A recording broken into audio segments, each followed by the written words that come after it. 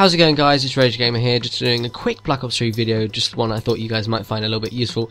We're going to be talking about, different ways to actually reduce the fall damage that you have to virtually zero most times when you're playing Call of Duty Black Ops 3. Something which I didn't think of a while, and I'm probably pretty stupid, a lot of you probably thought of this, but I just wanted to bring it to your attention anyway, because it can be really useful and actually life-saving at times as well. So what I've done is I've actually drawn 3 different diagrams to really help here. We're going to talk about how to reduce the fall damage. If you guys do find this useful, a quick like would be really awesome, and if you guys want to subscribe for new Black Ops 3 content, that would be really awesome as well. There's 2 playlists in the description with a best class setup playlist and a beta playlist with all the different Black Ops 3 videos that I've done.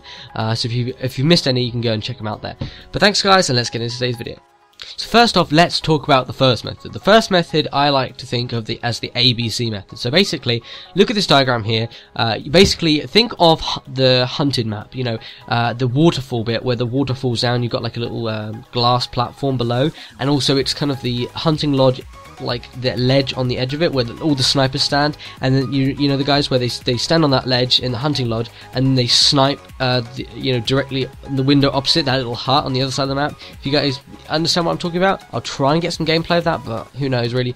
Basically try and think of A as the waterfall bit, and then what I like to think of as C as the glass kind of platform. Now what you want to do is try and aim for C, but obviously C, if you jump straight from A to C, not only could you be very vulnerable because of enemies, therefore if they shoot you at all, then you're going to likely take quite a bit of damage, but also that's going to be quite a bit of fall damage. So what you need to do is find a midpoint, and in this case you might not always get one, but one I like to think of is going from A to C. A like I said being the top, and C there's like a truck on the ground below, and it's not quite on the glass platform, but depending on how much thrust you've got, you should be able to jump onto that. Alternatively, like I say though, sometimes there is a B point, not necessarily on hunted, but in other places there'll be a B point. So you might have to go a bit to the left or a bit to the right, but eventually you should have some kind of B point where you can land on to reduce that fall damage, and it can be as a buffer between A and C. So that's really cool. First way, pretty obvious I know.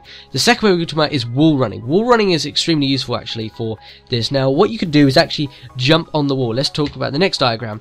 We've got a height gradient here, the black arrow representing how high up you are on the wall. Basically there are some walls where, if you jump straight off, obviously you're going to hurt yourself, but if you jump onto the wall and wall run and kind of slowly try and slide down it, and eventually you'll kind of drop off because you'll lose momentum. But this is really actually a useful method as well to kind of reduce that fall damage. Like I say, if you can't try and curve down the wall, it's a lot easier than if you just jump off and lose fall damage and take fall damage, because if you take fall damage and you take any bullet damage, you're likely going to die, and it's so annoying dying from fall damage. It's just like, ugh, I hate that they put it in the game. They didn't have it in Advanced Warfare. They didn't have it in Advanced Warfare, but they did have it in previous titles. I feel like the fall damage is a little bit lower in this game, but I could be wrong. It might even be higher. I'm not entirely sure.